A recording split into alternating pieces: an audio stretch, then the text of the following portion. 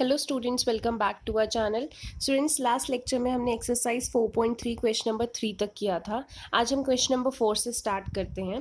Question number 4 में आपको बोला हुआ है the sum of reciprocal of Rahman's ages 3 years ago and 5 years from now is 1/3।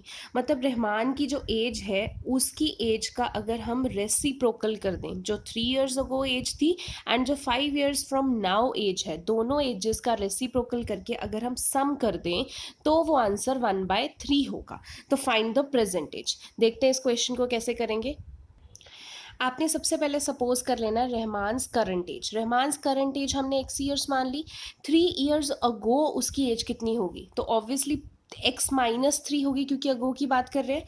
5 years from now, आज से 5 साल बाद उसकी एज कितनी होगी? x+5 होगी।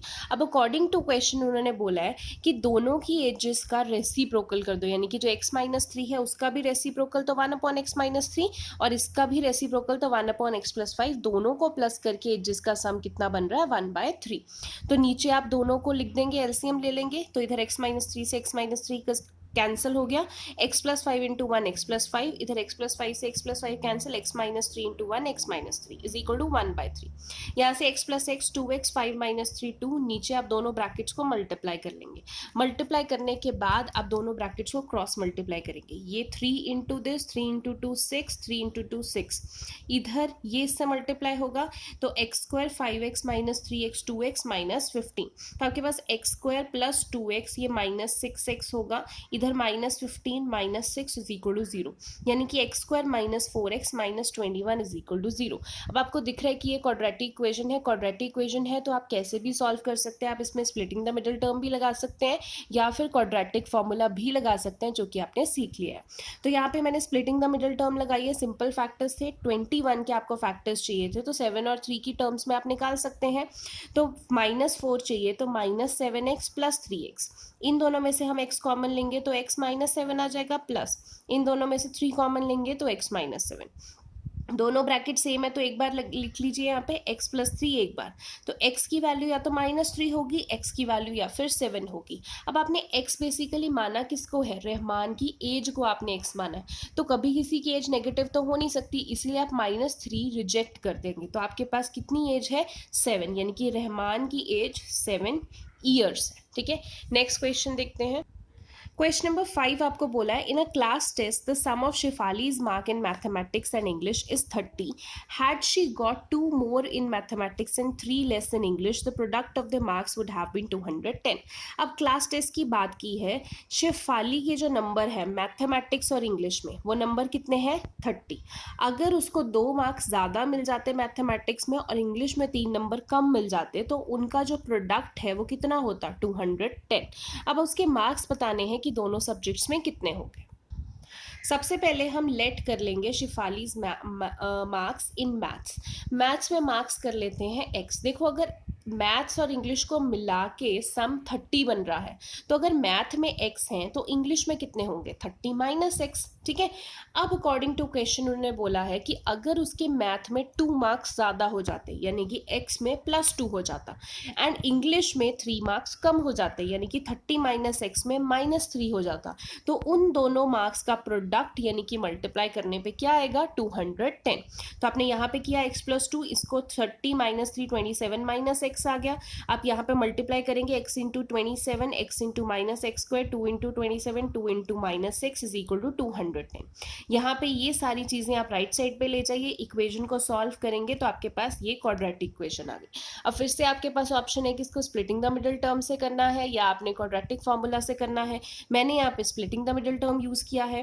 तो आप पहले इन दोनों में देखेंगे कि 156 के क्या फैक्टर बने कि 25 आए, तो 156 के फैक्टर्स की 25 आए तो आप 156 के प्राइम फैक्टर्स निकालिए। प्राइम फैक्टर्स निकालेंगे तो आपके पास 12 एंड 13 आ जाएगा। तो इन दोनों में से आप क्या लिखेंगे? 25x को क्या लिख सकते हैं? -12x - 13x, मल्टीप्लाई करके 156 माइनस करके 25। देन इन दोनों में से x कॉमन आ जाएगा, यहाँ पे क्या बचेगा x माइनस 12, माइनस इन दोनों में से 13 कॉमन आ जाएगा x माइनस 12। तो आपके पास ये ब्रैकेट सेम है तो x माइनस 12 लिख दिया, इधर x माइनस 13 हो गया। एक बार x minus 13 is equal to 0, x is equal to 13, एक बार x minus 12 is equal to 0, x की वैल्यू 12 आ गई। अब देखो आपके पास दोनों पॉजिटिव केसेस है तो मार्क्स तो पॉजिटिव में हो सकते हैं। अब दोनों केसेस आपने लेके चलने हैं, जब x 13 है और जब x 12 है, यानी कि मैथ के मार्क्स जब 13 है एंड मैथ के मार्क्स जब 12 है। तो आपके पास x 12 दिया हुआ है तो मार्क्स इन इंग्लिश क्या हो जाएंगे, 30 माइनस 12 यानी कि 18। यहाँ पे x 13 दिया हुआ है तो इंग्लिश के मार्क्स हो जाएंगे 30 माइनस 13 17। ठीक है, 6 क्वेश्चन करते हैं। क्वेश्चन नंबर 6 में आपको दिया हुआ है the diagonal of a rectangular field is 60 metres more than the shorter side. अब एक रेक्टेंगुलर फील्ड की बात कर रही हैं, वहां पे शॉर्टर साइड से 60 ज्यादा डायगोनल है। If the longer side is 30 metre more than the shorter side, find the sides of the field. अब इसको डायग्राम से समझते हैं तो ज्यादा अच्छे से आएगा समझ में। आपके पास दिया हुआ है, देखो एक रेक्टेंगल है, हमने ABCD रेक्टेंगल बना दिया। अब उसकी शॉर्टर साइड, आपको पता है रेक्टेंगल के हर एंगल 90 डिग्री होता है। अब जब भी हम शॉर्टर साइड की बात करते हैं हम परपेंडिकुलर की बात करते हैं, तो ये परपेंडिकुलर है यानी कि ये x मीटर्स है। ठीक है, शॉर्टर साइड हमने मान ली, लेट द स्मॉलर साइड भी x मीटर।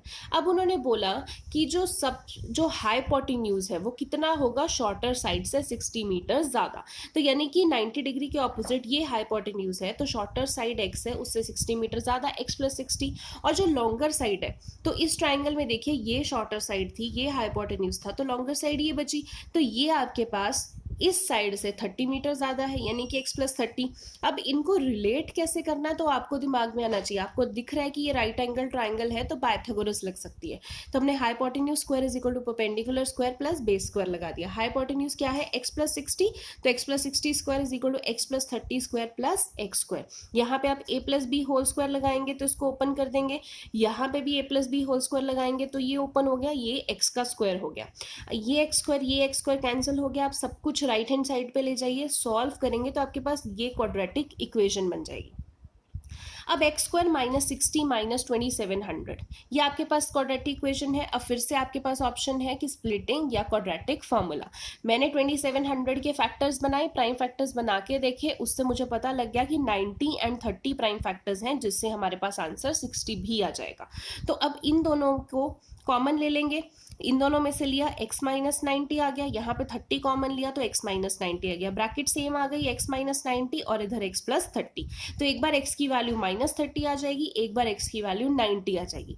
अब माइनस 30 वाली हम क्यों रिजेक्ट कर देंगे, क्योंकि ये x किसको माना है हमने, लेंथ है स्मॉलर साइड की, लेंथ कभी नेगेटिव नहीं हो सकती, तो नेगेटिव वाले को हम रिजेक्ट कर देंगे, x की वैल्यू 90 आ जाएगी। ठीक है, अब स्मॉलर साइड x मीटर यानी कि 90 मीटर, हाइपोटेन्यूज कितना है x प्लस 60 यानी कि 90 प्लस 60 150, लॉन्गर साइड कितनी है x प्लस 30 यानी कि 90 प्लस 30 120 मीटर्स। ठीक है, आई होप आपको समझ में आ रहे हो। क्वेश्चन नंबर 7 देखते हैं।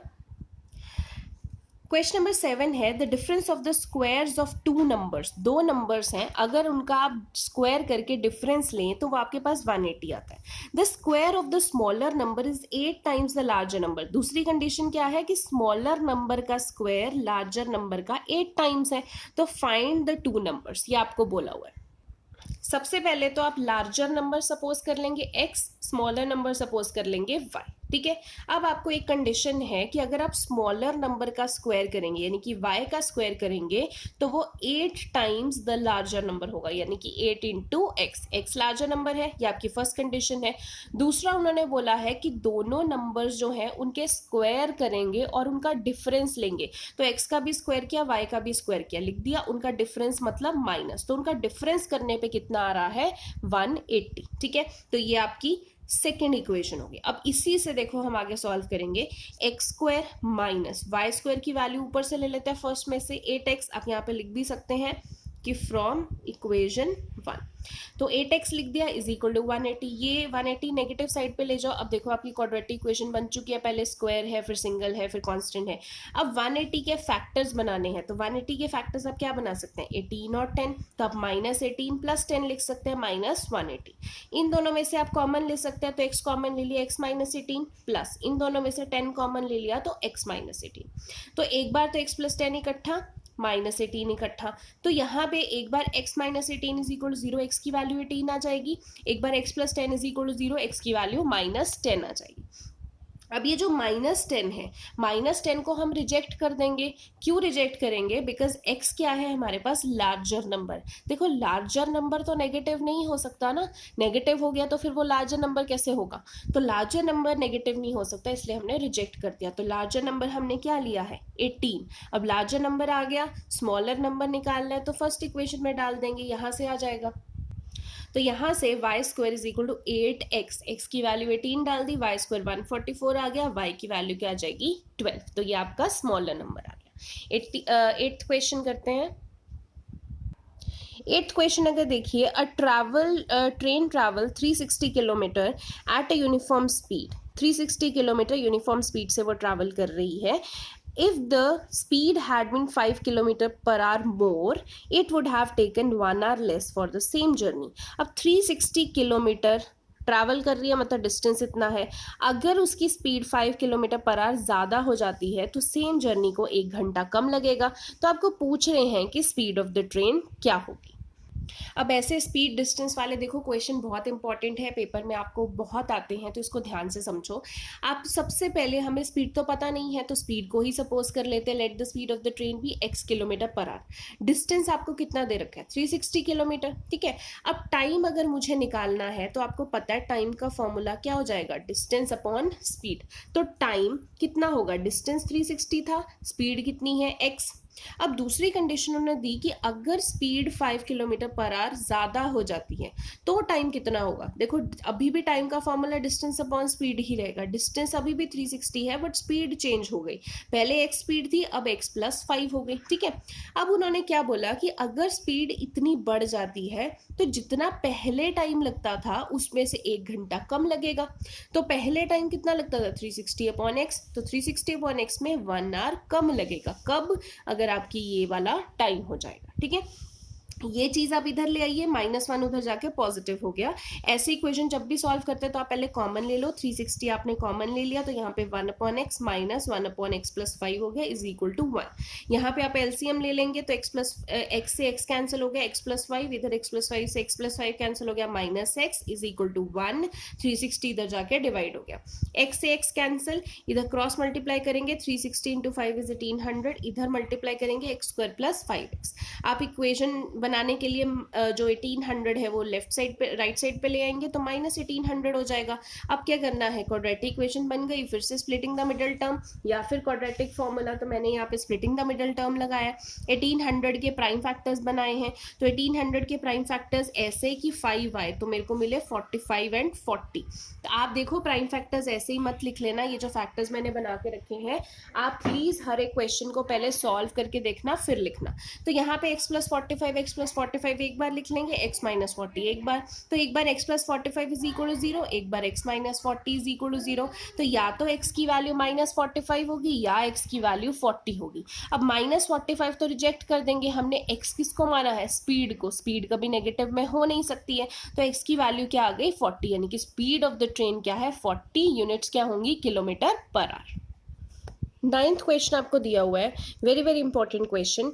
Two water taps can together fill the tank in 9.3/8 hours. The tap of larger diameter takes 10 hours less than the smaller one to fill the tank separately. Find the time in which each of the tank can separately fill the tank. अब देखो दो water taps आपको बोली हुई हैं कि मिल के वो 9.3/8 आवर्स में टैंक फिल कर देती हैं। जो बड़े वाले डायामीटर वाली जो टैप है वो 10 घंटे कम लेती है छोटे वाली से उस टैंक को फिल करने के लिए। आपको बताना है कि वो हर एक जो पाइप है वो कितना टाइम लेती है टैंक को फिल करने के लिए, ठीक है। तो इसको सॉल्यूशन से देखते हैं। सबसे पहले हम क्या करेंगे? Let the time taken by the larger tap. जो बड़े वाली टैप है मान लो वो x आवर्स लेती है, इतना टाइम लेती है, तो स्मॉलर टैप कितना लेती है? बड़े वाली जितना लेगी उससे 10 घंटे ज़्यादा, यानी कि x + 10 आवर्स लेगी। अब हम देखते हैं इन 1 आवर में जो लार्जर टैप है वो कितना फिल करेगी टैंक? 1/x करेगी, क्योंकि टाइम तो वो टोटल x ले रही है, तो 1 घंटे में कितना कर लेगी, 1/x फिल कर लेगी। ऐसे ही जो स्मॉलर टैप है वो 1 घंटे में कितना फिल कर लेगी, वैसे x/10 आवर्स लेती है टोटल, तो 1 घंटे में 1/x/10 ले लेगी, ठीक है। अब अकॉर्डिंग टू क्वेश्चन दोनों मिलके फिल करती हैं, ठीक है। तो ये अगर 1/x फिल कर रही है, ये 1/x+10 फिल कर रही है, दोनों मिलके कितना टाइम लगा रही है, 9 3/8 आवर्स। तो यहाँ पे हम 1/1 कर रहे हैं, तो इधर भी हमें 1/9 3/8 आवर्स लेना पड़ेगा। लेफ्ट साइड पे हम एलसीएम लेंगे तो x+10 हो गया, x से x कैंसिल, x+10 प्लस इधर से ये कैंसिल, x आ गया। इधर 9 3/8 को अगर यहाँ पे मैं मल्टीप्लाई करूँ, 8 9 72, 72 प्लस 3 75, 75/8 होगा, बट 1 है तो ये ऊपर जाके क्या हो जाएगा, उल्टा 8/75। तो आप क्या करोगे, x + x 2x + 10, नीचे आप ब्रैकेट्स मल्टीप्लाई करोगे, x² + 10x = 8/75।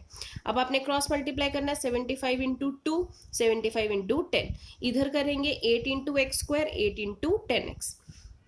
अब आपने सब कुछ एक साइड पे ले जाओ, ये भी लेफ्ट साइड राइट साइड पे ले जाओ, आप इक्वेशन बना लोगे तो आपके पास 8x² - 70 - 750 ये आपके पास आ जाएगी। अब चाहे तो यहीं पे स्प्लिटिंग कर दें, चाहे तो इसको और छोटा कर दें, तो इस पूरी इक्वेशन को हम 2 से डिवाइड कर सकते हैं। 2 से डिवाइड किया तो ये 2 4 ज़ा 8, 2 35 ज़ा 70, 2 3 75 ज़ा। अब इसको हम स्प्लिटिंग द मिडिल टर्म से कर सकते हैं या फिर क्वाड्रेटिक इक्वेशन से कर सकते हैं। तो यहाँ पे 4 × 375 करके जो नंबर बनता है उसके फैक्टर्स बनाने हैं ताकि हमारे पास 35 आ जाए। तो मेरे फैक्टर्स क्या है, 60 एंड 25, ठीक है। बार बार बोल रही हूँ, फैक्टर्स प्लीज खुद निकालिए वरना आपको ये क्वेश्चंस नहीं सॉल्व करने आएंगे। तो इन दोनों में से 4x निकाल लिया तो इधर क्या बचा, x - 15 प्लस इन दोनों में से 25 निकाल लिया तो x - 15, तो x - 15 कॉमन ले लिया, 4x + 25 ले लिया, तो आपके पास x की वैल्यू क्या आ जाएगी, -25/4, इधर x की वैल्यू क्या आ जाएगी, 15, तो आपके पास -25/4। अब देखो x माना किसको था हमने, टाइम टेकन को माना था कि बड़ी पाइप कितना टाइम लेती है, तो बड़ी पाइप नेगेटिव में थोड़े टाइम ले सकती है, नेगेटिव में टाइम नहीं हो सकता, तो पॉजिटिव टाइम ही हम लेंगे, यानी कि बड़ी पाइप 15 आवर्स लेती है, तो time taken by the larger tap कितना हो जाएगा, 15 आवर्स, स्मॉलर टैप कितना होगा, 15 + 10 करेंगे तो 25 आवर्स होगा, ठीक है। सो ये बहुत इंपॉर्टेंट क्वेश्चन है, इसको अच्छे से करना प्लीज। क्वेश्चन नंबर 10 देखते हैं। क्वेश्चन नंबर 10 में आपको बोला है an express train takes 1 hour less than the passenger train. Express train को 1 घंटा कम लगता है पैसेंजर ट्रेन से अगर उसे 132 किलोमीटर्स ट्रैवल करना है between Mysore and Bangalore. If the average speeds of the express train is 11 kilometre more than that of a passenger train, मतलब एक्सप्रेस ट्रेन की जितनी स्पीड है वो पैसेंजर ट्रेन से 11 किलोमीटर ज़्यादा है, तो find the average speed of the two trains. तो सबसे पहले let the speed of the passenger train, passenger train की स्पीड देख लेते हैं, तो कितनी हम मान लेते हैं, x किलोमीटर/आवर। फिर एक्सप्रेस ट्रेन की स्पीड कितनी मानेंगे, क्वेश्चन में दे रखा है कि जितनी पैसेंजर ट्रेन की स्पीड होगी उससे 11 किलोमीटर ज़्यादा एक्सप्रेस ट्रेन की होगी, तो पैसेंजर अगर x है तो एक्सप्रेस ट्रेन कितना होगा, x + 11 किलोमीटर्स। टोटल डिस्टेंस कितना दे रखा है, 132 किलोमीटर्स। तो आप यहाँ पे time taken by passenger train पहले निकालेंगे। देखिए टाइम है तो यानी कि फॉर्मूला क्या होगा, डिस्टेंस अपॉन स्पीड। डिस्टेंस 132 है, स्पीड कितनी है, x। एक्सप्रेस ट्रेन का टाइम देखेंगे तो 132 अपॉन x + 11, ठीक है, क्योंकि इसका टाइम कितना है, एक्सप्रेस ट्रेन की स्पीड कितनी है, सॉरी, x + 11, ठीक है। तो डिस्टेंस अपॉन स्पीड ये आ जाएगा। अब आपको बोला है कि जो ये पैसेंजर ट्रेन है वो 1 घंटा कम लेती है एक्सप्रेस ट्रेन से, तो ये पैसेंजर ट्रेन यानी कि 132/x -1 आवर 1 घंटा कम लेती है, किससे, एक्सप्रेस ट्रेन से। ये एक्सप्रेस ट्रेन का टाइम है, तो आप इसको लेफ्ट हैंड साइड पे ले जाइए, -1 इधर आके +1, दोनों में से 132 कॉमन ले लीजिए। देखो इसको ऐसे भी सॉल्व कर सकते हो आप, ऐसे भी एलसीएम ले सकते हो, बस वही है कि कैलकुलेशन बड़ी हो जाएगी, तो बेटर है कि 132 बाहर ले लो, यहाँ पे बच जाएगा 1/x - 1/x + 11 = 1। दोनों का एलसीएम लिया, x × x + 11, x cancel, x + 11 -x, 1/132 ये कैंसिल हो जाएगा, x अगर इसको फिर क्या करेंगे, इससे मल्टीप्लाई करेंगे, 11 इंटू 132 1452, इधर क्रॉस मल्टीप्लाई करेंगे तो एक्स स्क्वायर प्लस 11x, ये लेफ्ट हैंड साइड पे आ गया आपके पास। अब 1452 के आपने फैक्टर्स बनाने हैं, तो फैक्टर्स ऐसे कि 11 आए, तो हमारे पास फैक्टर्स, प्राइम फैक्टर्स निकालने के बाद बने 44x एंड माइनस 33x, तो ये आपके पास 1452। अब इन दोनों में से कॉमन ले लिया x, तो बचा x प्लस 44, इन दोनों में से ले लिया 33, तो बचा x प्लस 44, तो x प्लस 44 एक बार लिख लिया एंड x माइनस 33 आ गया, एक बार x plus 44 is equal to 0, x minus 44 आ गया, एक बार x minus 33 is equal to 0, x की वैल्यू 33 आ गई। अब x किसको माना है हमने, स्पीड को, स्पीड कभी नेगेटिव नहीं हो सकती, तो ये रिजेक्ट हो गया, तो x की वैल्यू क्या होगी 33 किलोमीटर पर आवर, यानी कि पैसेंजर ट्रेन की स्पीड 33 किलोमीटर पर आवर है। अगर आपने एक्सप्रेस ट्रेन की निकालनी है तो वो कितनी थी, x प्लस 11 थी, यानी कि 33 प्लस 11 44 किलोमीटर पर आवर। देखो ये जो क्वेश्चंस होते हैं ना, एक तो इनमें यूनिट लिखना नहीं भूलना, दूसरी चीज ये इक्वेशन आपकी सही होनी चाहिए, आपको समझ में आना चाहिए क्वेश्चन से कि किसमें से क्या माइनस करना है। तो जब भी ये क्वेश्चन करेंगे स्टेटमेंट को बार बार पढ़ना, फिर समझना कि क्यों हमने ये माइनस किया है। अगर आपको ये नहीं समझ में आता, आप जितने मर्जी रट्टा मार लो, पेपर में आप भूल जाओगे, तो ये आपको कॉन्सेप्ट क्लियर होना जरूरी है। नहीं समझ में आता तो आप मुझसे पूछ सकते हैं। तीसरी चीज इन क्वेश्चन में, अगर आप इन फैक्टर्स को सीधा वीडियो से देख के नोट कर लेंगे तो आप कभी भी टेस्ट में अच्छा अपीयर नहीं कर पाएंगे। तो बेटर है कि इक्वेशन खुद, वैसे तो यहां तक खुद करो, उसके बाद आप खुद सॉल्व, यहां तक देख के करो, उसके बाद खुद सॉल्व करो, जहां पे कैलकुलेशन अटक जाए तो वीडियो से रेफर करो, ठीक है, ये आपका प्रोसीजर होना चाहिए। तो ध्यान से इसको करना है, खुद फैक्टर्स बना के करो ताकि आपकी ज्यादा से ज्यादा प्रैक्टिस हो फैक्टर्स बनाने की, ठीक है। लास्ट क्वेश्चन कर लेते हैं इस एक्सरसाइज का। Sum of areas of two squares is 468 meter square if the difference of their perimeters is 24 meter। अब देखो दो चीज़ों की बात की हुई है, एरिया की भी और पेरीमीटर की भी। वो बोल रहे हैं कि दो स्क्वायर्स के एरियाज का अगर हम सम करें तो आपके पास 468 मीटर स्क्वायर हो जाएगा। अगर हम उनके पेरीमीटर्स का डिफरेंस लें तो 24 मीटर हो जाएगा। तो आपके पास स्क्वायर्स बोला हुआ है एंड पेरीमीटर्स का डिफरेंस भी बोला हुआ है। तो एक बार सॉल्यूशन देख लेते हैं। तो आप देख सकते हो कि स्क्वायर अगर हम लेंगे तो स्क्वायर जो लार्जर साइड है, side of a larger square, वो x मीटर्स है। जो side of a smaller square हम मान लेते हैं y मीटर्स है, क्योंकि हमें दोनों स्क्वायर्स का डिफरेंस लेना है। तो हम मान चुके हैं कि एक स्क्वायर बड़ा है और एक स्क्वायर छोटा है, ठीक है। तो स्क्वायर की सारी साइड बराबर आती है। हम मान लेते हैं बड़े वाले स्क्वायर की साइड x है और छोटे वाले स्क्वायर की साइड y है। तो पहला जो हमारी कंडीशन है वो ये है कि अगर दोनों स्क्वायर्स के एरियाज का हम प्लस कर दें, तो देखो फर्स्ट वाले स्क्वायर का एरिया क्या होगा, एरिया ऑफ अ स्क्वायर होता है साइड स्क्वायर, तो साइड स्क्वायर यानी कि x का स्क्वायर, तो x स्क्वायर। सेकंड वाले का y का स्क्वायर, y स्क्वायर, दोनों के एरियाज के स्क्वायर करके सम कर देंगे तो 468 आएगा। तो ये फर्स्ट इक्वेशन। दूसरा है डिफरेंस बिटवीन द पेरीमीटर्स। अब पेरीमीटर, स्क्वायर का पेरीमीटर क्या होता है 4 इंटू साइड। तो अगर मैं फर्स्ट स्क्वायर की बात करूं x, तो उसका क्या होगा 4 इंटू एक्स, माइनस सेकेंड की बात करूं तो y, तो 4 इंटू वाई हो जाएगा। और दोनों का डिफरेंस क्या है 24। अब डिफरेंस हमने तभी लिया क्योंकि पहले वाला बड़ा वाला स्क्वायर था, तो इसीलिए मैंने 4x माइनस 4y लिखा। 4y माइनस 4x भी तो हो सकता था, बट क्योंकि हमने लार्जर वाला मान चुके हैं तो हमने 4x माइनस 4y लिखा। उनका डिफरेंस कितना 24। पूरी इक्वेशन को 4 से डिवाइड कर देंगे तो x माइनस वाई 6 आ जाएगा। x की वैल्यू क्या आ जाएगी 6, y इधर जाके प्लस हो जाएगा। तो ये सेकेंड इक्वेशन बन गई। अब ये सेकेंड इक्वेशन की वैल्यू सीधा फर्स्ट में डाल देते हैं। X square plus y square is equal to 468 है। एक्स स्क्वायर यानी कि x की वैल्यू 6 प्लस वाई डाल देंगे, उसका square plus y square is equal to 468। a plus b whole square लगा देंगे, a square plus b square plus 2ab, और इधर वाई स्क्वायर प्लस 468। इसको सॉल्व करेंगे, सब कुछ एक साइड पे ले जाएंगे तो आपके पास इक्वेशन आती है 2y square plus 12y minus 432 is equal to 0। अब पूरी इक्वेशन को 2 से डिवाइड कर सकते हैं तो y square plus 6y minus 216 is equal to 0। अब यहाँ पे 216 के फैक्टर्स बना लीजिए, प्राइम फैक्टर्स। तो आपके पास क्या आ जाएगा y square plus 18y minus 12y minus 216 is equal to 0। तो इन दोनों में से y कॉमन ले लेंगे, y plus 18 minus 12 y plus 18। तो y प्लस 18 एक बार लिख लीजिए, y माइनस 12 एक बार।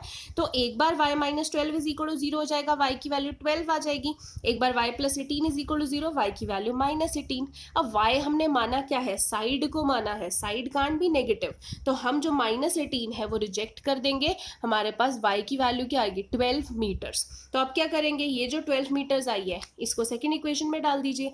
तो x is equal to 6 plus y था, 6 प्लस वाई यानी कि 6 प्लस 12 18, तो आपके पास x कितना आ गया 18 मीटर्स, यानी कि आपकी जो साइड है लार्जर स्क्वायर की 18 मीटर्स है, स्मॉलर स्क्वायर की 12 मीटर्स है। ठीक है, सो यहीं आपकी एक्सरसाइज खत्म होती है। इस एक्सरसाइज में आज हमने जितने भी क्वेश्चन किए हैं वो सारे स्टेटमेंट वाले क्वेश्चंस हैं, इसीलिए मैं आपको ज़्यादा आज क्वेश्चन और कोई करने को नहीं दे रही हूँ। एंड सारे के सारे क्वेश्चन वेरी वेरी इंपॉर्टेंट है।